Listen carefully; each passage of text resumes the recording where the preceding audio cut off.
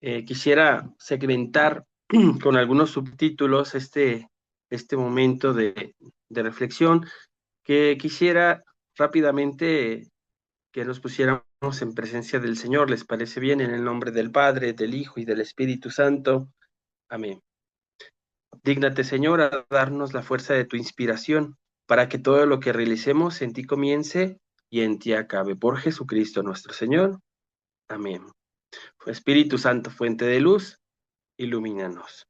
En el nombre del Padre, del Hijo y del Espíritu Santo. Amén. Bueno, el primer segmento que vamos a tratar de ver el día de hoy, ya estamos propiamente entrando en lo que va a ser las cartas Paulinas, y estamos hablando ya de los hechos de los apóstoles, ¿sí? Por ahí del año 30, el día de Pentecostés de Jerusalén, ante los peregrinos judíos reunidos en aquella fiesta, Pedro proclama, dice Hechos capítulo 2, versículo 22. Jesús el Nazareno, ese hombre de Dios, ha acreditado ante nosotros con milagros, prodigios y signos realizados por él en medio de nosotros, y predecéis y hacéis morir crucificado de mano de los impíos, pero Dios lo ha resucitado. Todos nosotros somos testigos de ello, y ahora, exaltando por la diestra de Dios, ha recibido del Padre el Espíritu Santo, objeto de la promesa y lo derramado. Dios lo ha hecho Señor y Cristo. Con esta cita bíblica vamos a ver entonces cómo el mensaje propiamente de del anuncio, ¿sí? De los apóstoles se va a dar en esta comunidad eh, de judíos. Un mensaje primeramente que va al pueblo judío. ¿Qué debemos de hacer? Preguntan los oyentes y le dicen a Pedro: arrepéntense y que cada uno de vosotros se haga bautizar en el nombre de Jesucristo por el perdón de sus pecados, y recibiréis entonces el don del Espíritu Santo. El bautismo dado por el Espíritu Santo, ¿verdad? No solamente el símbolo del agua, que ya lo hacían el culto esenio, ¿verdad? De donde se dice por la tradición que el mismo Juan Bautista estudió allí con los esenios, ¿verdad?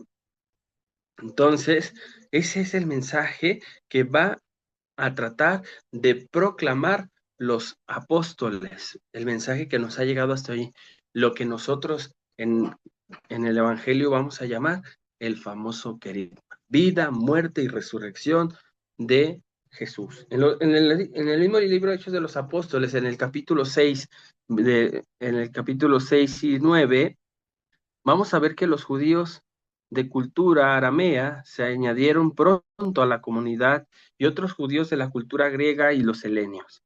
Entre los dos grupos culturales surgió cierta timidez. Mientras que los dos estaban al frente de las comunidades hebreas, se designan, ¿sí?, a otros 7 para que se asuman la responsabilidad de los helenistas. Esto vamos a encontrarlo en Hechos 6. De este modo, la comunidad de creyentes se abre a los judíos de la diáspora, es decir, a los que vivían fuera del marco palestino, ¿sí? Y vamos a encontrar, ya decíamos en la clase pasada, que vamos a encontrar ya una época de persecución, una época de mártires, ¿sí? Y vamos a encontrarnos aquí en los mismos Hechos de los Apóstoles a lo que la teología le ha querido llamar el protomártir, ¿verdad? El primer mártir, que va a ser Esteban, ¿sí? Esteban, el jefe de los 7, de estos 7 que los habían ordenado los 12 para que fueran a hacerse cargo de otras comunidades, lanzan una riquísima teoría contra los judíos de Jerusalén, ¿sí? Condena el culto y el templo, ya que Jesús fue ignorado y condenado a muerte por los judíos de Jerusalén. Jesús anunció un culto en espíritu y en verdad, que no está ligado a un edificio. Esteban no predicaba todavía a los paganos, no propone ni mucho ni menos una religión universal, pero le da una orientación nueva a esta comunidad. Para él y el Evangelio es un judaísmo depurado. un judaísmo, ¿sí? Que se ha limpiado de todo esto que van a ver. El discurso de Esteban entonces provoca su lapidación y lo hacen porque lo consideran un blasfemo. Fue el primer mártir, el primero que llega a impulsar, a imitar, perdón, a Jesús en su pasión y en su muerte. Lo vamos a encontrar esto en el mismo libro de Hechos de los Apóstoles, capítulo 7. ¿Sí? Los helenistas perseguidos tuvieron que huir de Jerusalén a Samaria, a la costa mediterránea y a Antioquía. ¿Sí? Se hicieron misioneros entre los judíos que habitaban entre aquellos lugares y encontramos a un personaje que veíamos la sesión pasada, que va a ser San Pablo. San Pablo, que había asistido a la lapidación de Esteban, se mostró obstinado en perseguir a los cristianos, a los discípulos de Jesús.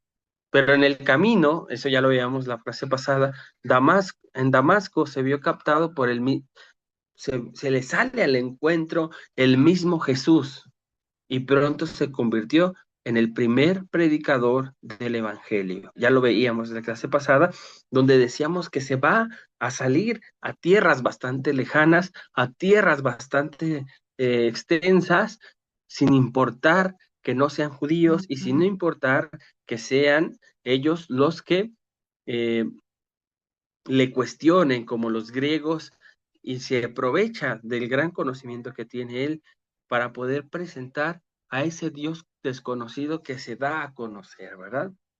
Sí. Tenemos una segunda apertura, una segunda ruptura con los judíos, que no es necesario ser judío para ser discípulo de Jesús. Es una frase tremenda.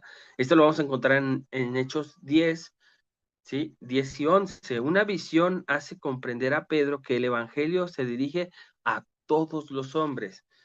Ve al Espíritu descender sobre el centurión Cornelio, que es un judío, lo acoge en la iglesia. Déjenme aquí que ya se me movió.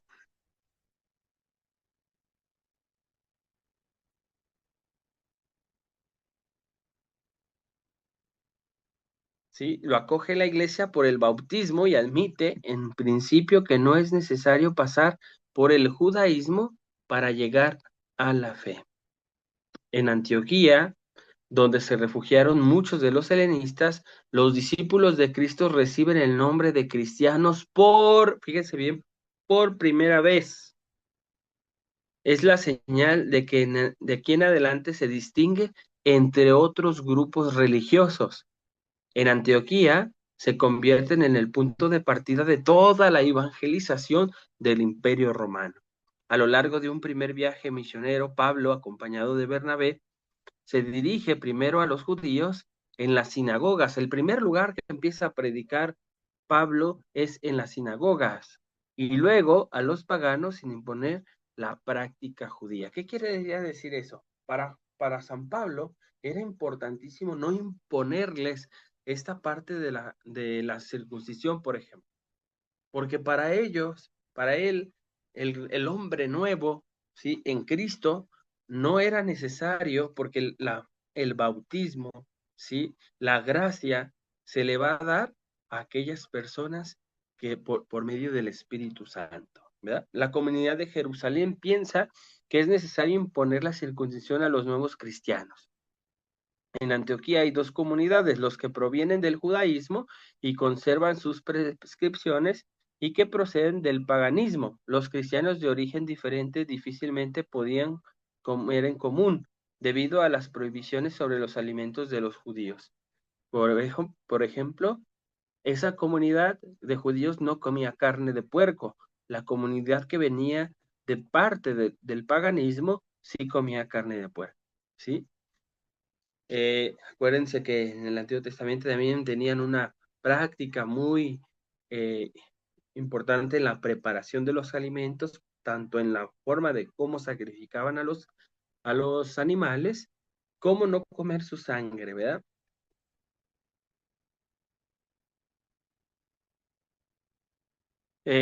Podían celebrar juntos la Eucaristía sin ningún problema, que esa era generalmente la conclusión de un banquete. Pedro vacila, se hace vacilante. En principio admite la acogida de los paganos en la iglesia sin condiciones, al mismo tiempo tiene miedo de los de Jerusalén. No se atreve a comer con los cristianos procedentes del paganismo.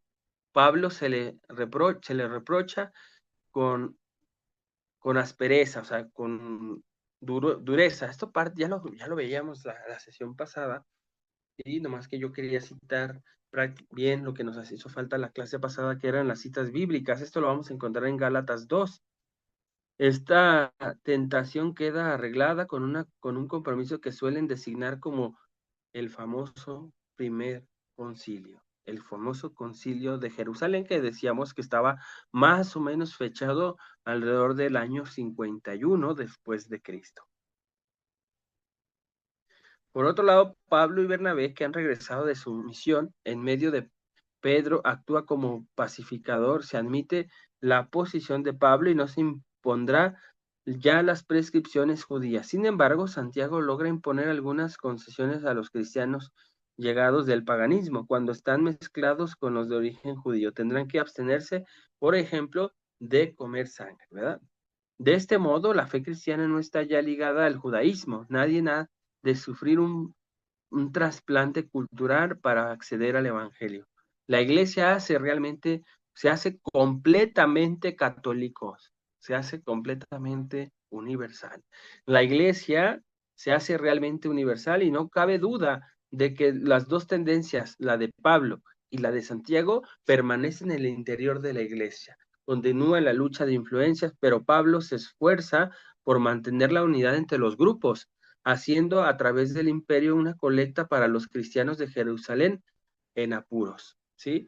Y aquí tenemos muchas citas bíblicas, queridos hermanos. Primera de Corintios, capítulo 16, del 1 al 3, segunda de Corintios, capítulo 8, ¿sí? Y capítulo 9, en Romanos 15, capítulo 15, versículo del 26 al 28, Gálatas 2, que era parte de lo que nosotros estamos leyendo hace rato, y en Hechos de los Apóstoles, capítulo 24, el 17.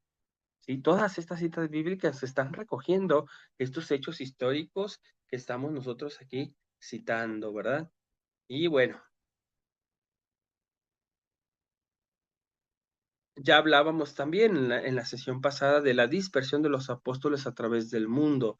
Este Marcos Este Marcos dice que fue el primero en ser enviado a Egipto y que de allí predicó el Evangelio, el que habían puesto por escrito y fundando iglesias, comenzando por la misma Alejandría, ¿sí?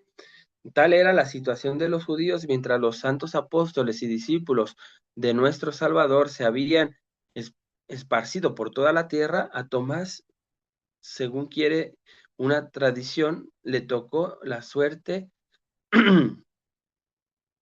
a Mateo a Etiopía, a Bartolomé a la India, ¿sí? Andrés eh, y Juan a Asia, donde se estableció, y ahí murieron en Efesio.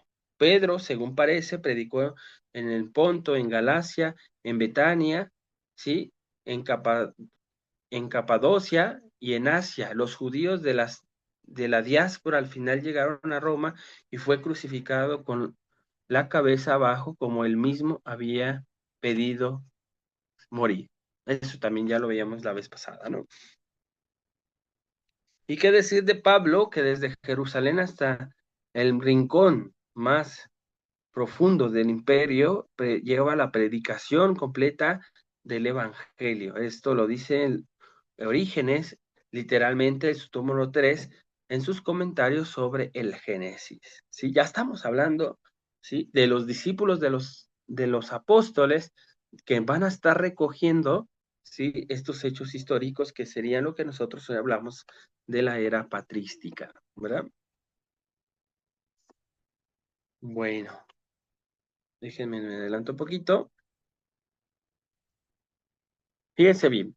Ah, tenemos aquí unos escritos, ¿sí?, de San Clemente de Roma, una carta a los Corintios de San Clemente de Roma, donde nos habla, fíjense bien, la tradición asocia a Pedro y a Pablo a la iglesia de Roma, de la que son columna y fundamento de Roma sería el lugar de su martirio. Conservando sus tumbas, sin embargo, la crítica histórica reconociendo que los testimonios sobre el martirio romano de los dos apóstoles solo se remontan en los últimos años del siglo II, ha querido examinar más de cerca el final de estos dos apóstoles, ¿sí? O sea, hay una controversia histórica porque los testimonios que parten se dan hasta el segundo ciclo, ¿sí? El papel del Papa en la Iglesia Universal se basa en el hecho de que el obispo de Roma es el sucesor de Pedro. Pues bien, dijeron, se dijo en el mundo protestante, en tiempos de la Reforma, la Escritura no indica en ningún lugar que Pedro fuera de Roma. Es un apócrifo tardío el que narra la crucifixión de Pedro. No obstante, los historiadores de hoy piensan que la presencia y el martirio de Pedro en Roma están razonablemente basados en toda una red de indicios convergentes, el examen minucioso de algunos textos y del Nuevo Testamento, los escritos cristianos más antiguos, como por ejemplo esta carta que estamos hablando de San Clemente de Roma. De los textos litúrgicos y el resultado de las excavaciones arqueológicas, se ha encontrado, pues, que si verdaderamente la tumba de San Pedro está abajo de la basílica y la tumba de San Pablo está en aquella basílica de San Pablo extramuros, ¿sí? Uno de los argumentos que se considera más decisivo en la relación que se ponen a establecer recientemente entre los monumentos descubiertos bajo la Basílica de San Pedro y el trofeo de Gallo que evoca a Eusebio. Los hechos afirman claramente la venida de Pablo a Roma, Hechos 28, del 16 al 31. Los últimos años de Pablo, las circunstancias y la fecha de su muerte son inciertos. Pablo había manifestado su deseo de ir a España después de una etapa en Roma. Se ha pensado entonces que quedó en plena libertad en el año 63. Predicó en España, visitó nuevamente Asia Menor, Grecia, y desde entonces serían las cartas a Timoteo y también la carta a Tito. Encarcelado una vez más. Pablo habría sido ejecutado aproximadamente en el año 67, perdón, y se va una ilusión a este viaje de España en la afirmación de Clemente de Roma cuando dice que Pablo alcanzó los límites de Occidente. Otros historiadores, sin embargo, interpretan el silencio del final de los hechos como la confesión implícita de la muerte de Pablo, que haría sido ejecutado en el año 63. El primer testimonio que tenemos de la decapitación de Pablo en Roma se encuentra en Tertuliano, padre de la iglesia, en Tertuliano, que escribe al final del siglo II las excavaciones realizadas bajo la Basílica de San Pablo extramuros. Permite igualmente pensar que se han encontrado los restos de trofeo de la vía ostiense de la que ya había hablado Gallo, ¿sí? Fíjense, qué interesante, ¿no? Bueno, era una gran controversia que se tenía para en tiempos modernos de seguir investigando esta situación. Hoy en la actualidad ya esto está totalmente rebasado porque sabemos perfectamente que los cuerpos de estos grandes santos habían sido sepultados en estas dos grandes iglesias, ¿verdad?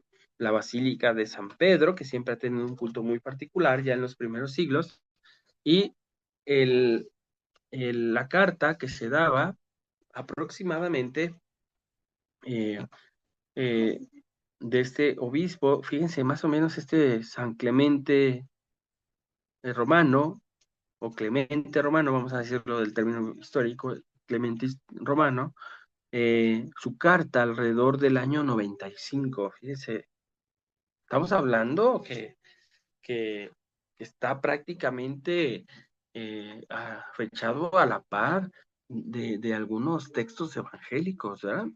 Entonces, es algo que nosotros tenemos que considerar, ¿verdad? Las tumbas de los apóstoles Pedro y Pablo en Roma efectivamente dicen que bajo el imperio de Nerón, Pablo fue decapitado en la misma Roma. Dentro fue crucificado y de esta referencia da fue el título de Pedro y Pablo que han predominado para los cementerios en aquel lugar hasta el presente. Fíjense bien, algo que nosotros tenemos registro completo de los grandes mártires a lo largo de la iglesia es que siempre el Imperio Romano daba una carta, una acta, sí, así como un acta de defunción, podríamos decir en términos modernos, ¿sí? Donde para ellos era bastante importante ir recogiendo, ir recogiendo ir recogiendo todos los acontecimientos. Por eso es que sabemos la historia de muchos mártires, queridos hermanos. No es porque la iglesia ya tenía hecha toda la historia y cómo nosotros le íbamos a hacer y cómo nos íbamos a organizar. La realidad es que el Imperio Romano ha dejado una serie de documentos, sí, a lo largo de todos los hechos que han hecho, sí, sobre todo las muertes, y de allí nosotros hemos tomado esos grandes textos, sí. Fíjense bien, eh, y no me la confirma un santo varón eclesiástico llamado Gallo, que es el que citábamos hace rato. Era obispo de Roma, disputando por un escrito de Procio, dirigente de la secta Catafria, dice acerca de los mismos lugares en el que está depositado los despojos sagrados de los apóstoles mencionados, menciona lo siguiente. Vamos a darle lectura textual, queridos hermanos, ¿sí? De este eclesiástico Goyo. Si yo, en cambio, puedo mostrarle los trofeos de los apóstoles, porque si quieres ir al Vaticano, al camino de Ostia, encontraremos los trofeos de los que fueron esta iglesia. Eso es un texto verdaderamente interesante. No tengo hojas sueltas, no me destapes ¿sí? Perdón, aquí anda mi hija queriéndome sacar hojas blancas, pero creo que ahí hay, checa, si no agarras el paquete. ¿Cómo ven? Pues qué interesante, ¿no? Qué interesante esto de la iglesia, ¿sí? Eh, Hay dos acontecimientos, queridos hermanos, súper importantes, que van a marcar ya el rumbo que van a tomar los cristianos en este primer siglo, ¿no? Dos acontecimientos importantísimos. Uno, y muy importante, es la persecución de Nerón en el año 64. Según la tradición, trajo consigo la desaparición de los apóstoles Pedro y Pablo. O sea, en esa persecución de Nerón fue donde se echan pues, a Pablo y a Pedro, ¿no? Sin embargo, los historiadores vacilan sobre una fecha concreta, no sabemos la fecha exacta, ¿sí? Eso es lo que quiere decir el texto. Habría muerto alrededor del año 74, Pablo en el 63, según unos, o en el 63, según otros historiadores. No se ponen de acuerdo, pero más o menos van a andar ahí. Yo soy de la corriente, de la hipótesis que va a ser alrededor del año 67. Y la segunda, queridos hermanos, el segundo evento completamente decisivo, van a ser la destrucción de Jerusalén en el año 70. Marca más todavía el corte entre la iglesia primitiva y el mundo judío. Los judíos se habían rebelado contra los romanos para formar una nación independiente que honrase a Dios según la ley de los antepasados. Una guerra verdaderamente implacable condujo a la destrucción de la ciudad y también a el templo. No más a la ciudad, sino también se echaron al templo. ¿Qué les habían permitido, queridos hermanos? El mismo Imperio Romano les había ayudado a construir de nuevo el templo. Y en esta pelea, pues desde el principio de la revuelta, la comunidad cristiana de Jerusalén había completamente abandonado la ciudad para refugiarse al otro lado del Jordán. La desaparición del templo acaba de apartar a los cristianos del judaísmo completamente. Dios mostraba de ese modo que la antigua ley se había cumplido, ya que su misión, el acontecimiento reforzado, el universalismo del Evangelio. ¿sí? Ese hecho histórico, agarra ese hecho histórico, ¿sí? De la destrucción. Vamos a hacer un recuento, queridos hermanos. Creo que por allí estaban llevando historia de la salvación y vamos a darnos cuenta de que en el Antiguo Testamento, cuando el pueblo, ¿sí? El pueblo desobedecía a Dios o se apartaba o tenía otros dioses, Dios les retiraba de cierta manera su mano protectora y dejaba que otros pueblos los invadieran, ¿sí? Pasaba aquí exactamente lo mismo, ¿no? Y en esa misma lectura los judíos podrían hacer una reflexión, ¿sí? De cuando rechazan a Jesús el Mesías, cuando rechazan a ese que ha de venir por Dios, y al momento, fíjense, estamos en el año 60 y tantos, por ahí citarlo, llegan, se levantan porque piensan que es el momento y los destruyen. Y lo destruye una nueva diáspora, queridos hermanos, si lo hacemos esta lectura, ¿verdad? Bueno, eh, la desaparición del templo acabó completamente, decíamos, de apartar a los cristianos del judaísmo, y Dios mostraba de ese modo que la antigua ley había cumplido ya con su misión. El acontecimiento reforzaba, pues, que el evangelio llegara completamente a todo el mundo. Fíjense cómo en la misma historia de la salvación vamos a ver que ese antiguo pacto, ¿sí? Ese antiguo pacto termina con el nuevo pacto. Y el nuevo pacto va a ser, ¿sí? La sangre de Jesús.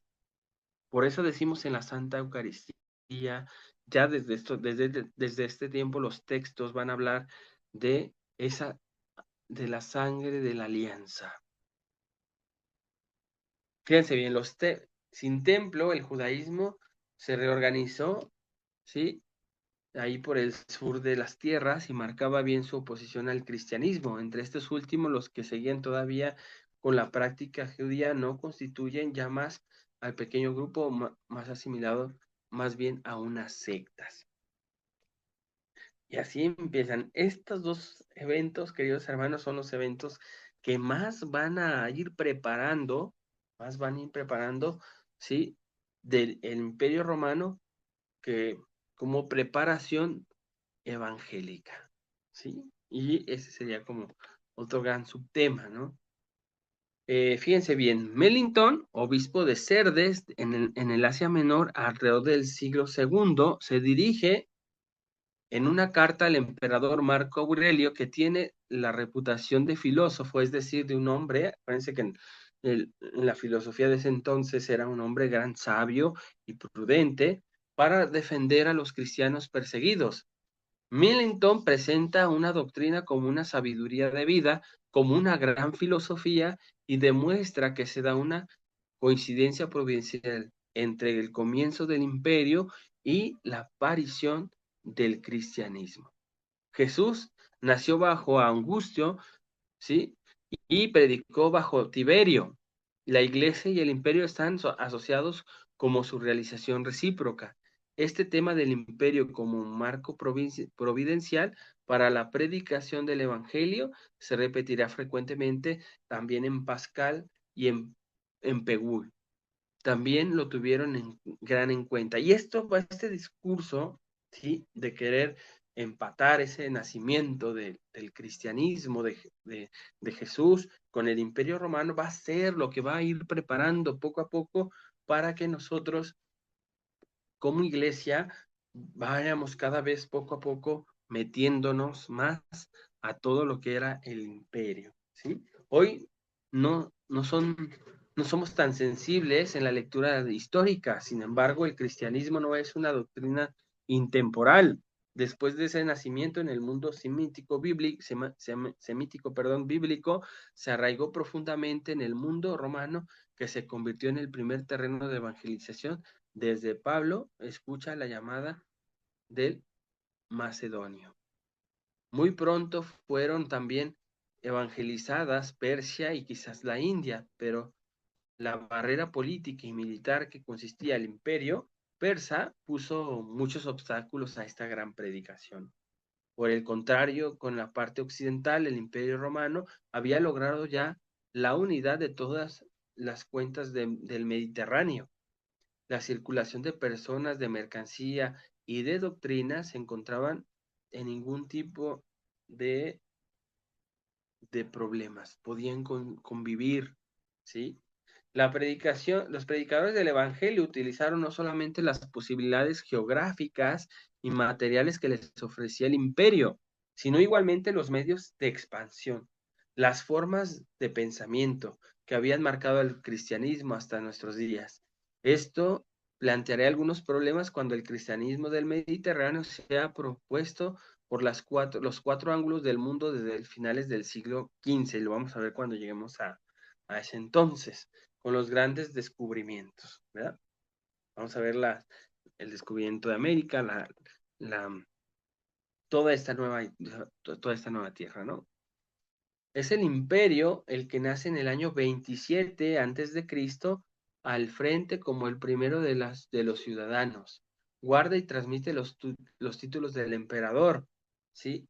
Y de César, sobre todo. Termina las guerras civiles, es la Pax Romana, sí, la Pax Romana, y se ha subrayado a menudo como Jesús nació mientras reinaba esta paz en el mundo romano. ¿Sí?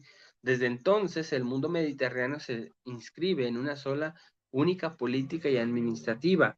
Si no hay, dirigimos por tierra desde París a Jerusalén. Tenemos que cruzar una media docena de fronteras, ¿sí?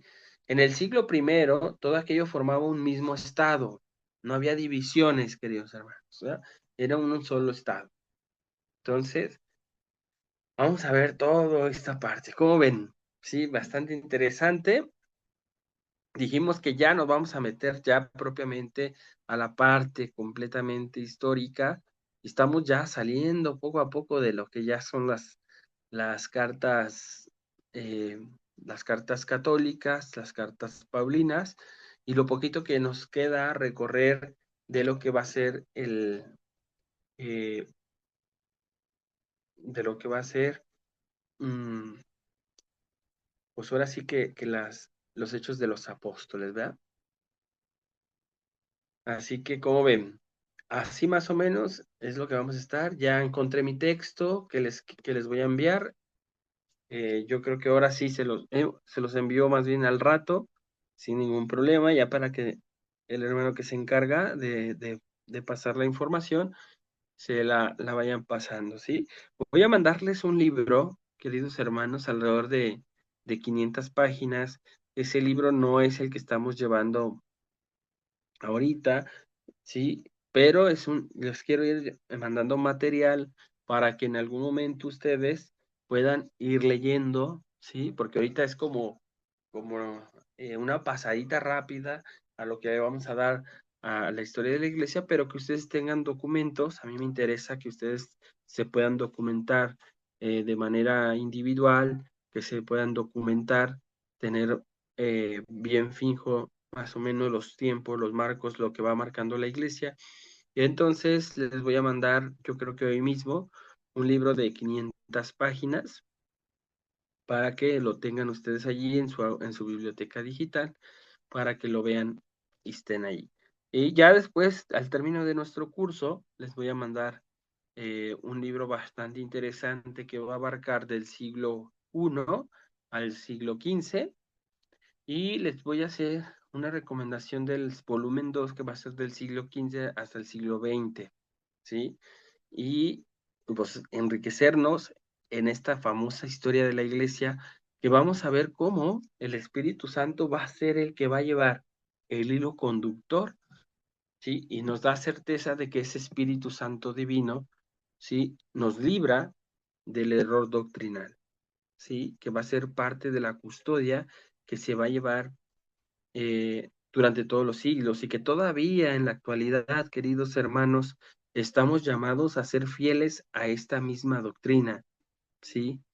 Eh, Cuando nosotros en ese pequeño remanente, ¿sí? Algunas profecías van a hablar de que ese pequeño remanente fiel, a las enseñanzas de los apóstoles, va a ser la que al final de los días, al final de los tiempos, la que va a ayudar a, a permanecer esta iglesia, ¿no? Sí, al igual que en el pueblo judío con la diáspora, cuando se retiraba el pueblo de Dios y permitía a Dios retirarle su mano proveedora, y pasaban hambre, pasaban invasión, pasaban guerra, ¿no?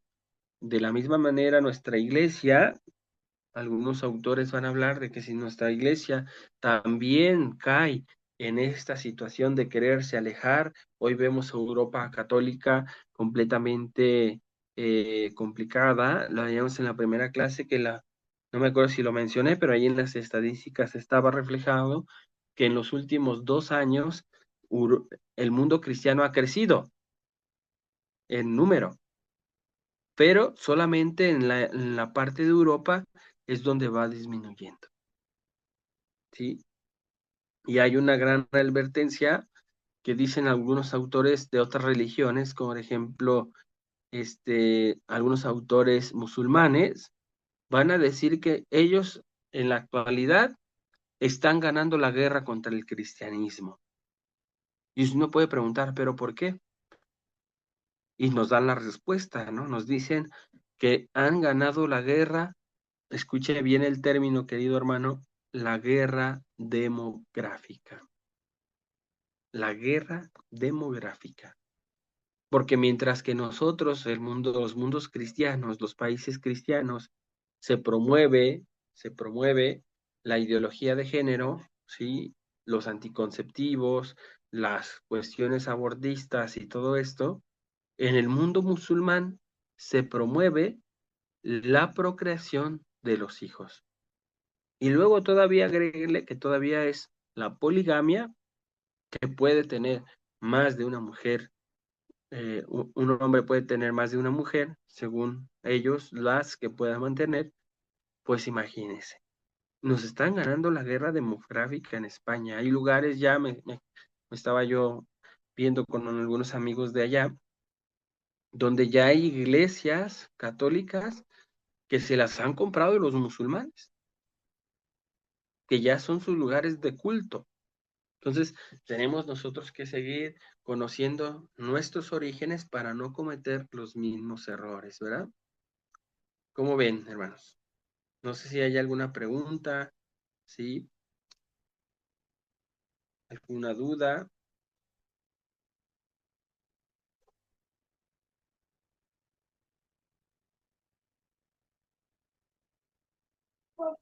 Una pregunta, ¿y a poco sí los católicos pueden vender las iglesias? Pues fíjese que yo también me preguntaba eso, Ujú. pero no sé el marco jurídico o cómo esté esa situación, pero en Europa es muy común que no solamente se las vendan a los hermanos musulmanes, sino que inclusive se han convertido en restaurantes, se han convertido en bares, ¿sí? Y no sé, sería la verdad investigar cuál sería el marco jurídico que permitiera. Por ejemplo, en México, no sé yo en Estados Unidos, pero aquí en México, las propiedades de la iglesia que son antes de 1950 creo, no, 1993, son propiedades del gobierno federal aquí en México. Después de ese 1993, 1995, las iglesias nuevas pertenecen a la asociación religiosa, ¿sí? Del momento. Pero, por ejemplo, si aquí en México nos pidieran las catedrales, ¿sí? Pues en el marco jurídico ellos tendrían todo arreglado para poderse quedar con la Catedral de Guadalajara, por ejemplo, que yo soy de aquí de Guadalajara, ¿sí? Y sin ningún problema, porque pues así se han hecho el marco legal, ¿sí? Entonces variará cada país, pero pues es una realidad allá en Europa, ¿no? Preocupante, preocupante para nosotros. Sí. Sí, entonces tenemos mucho trabajo.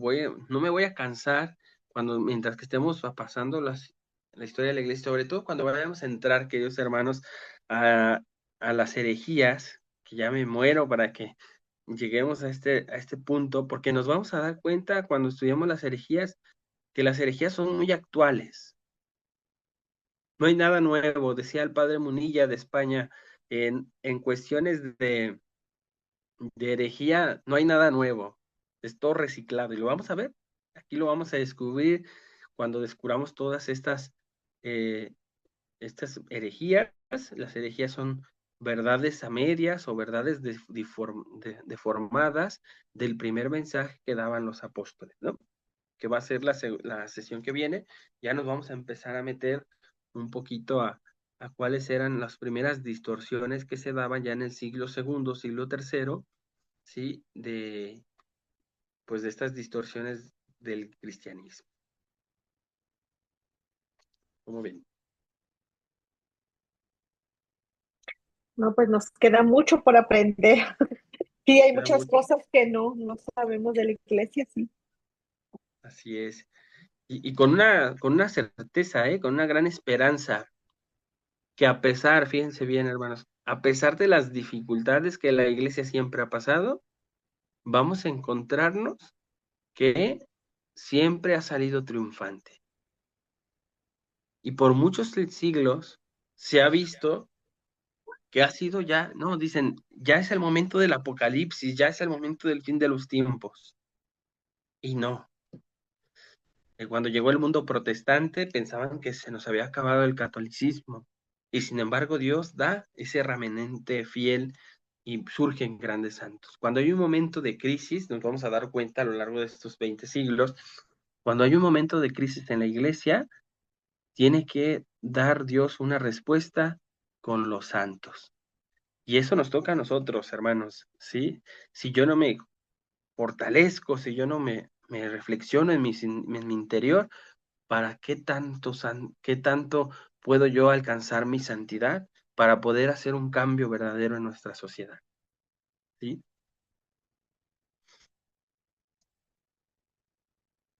Muy bien.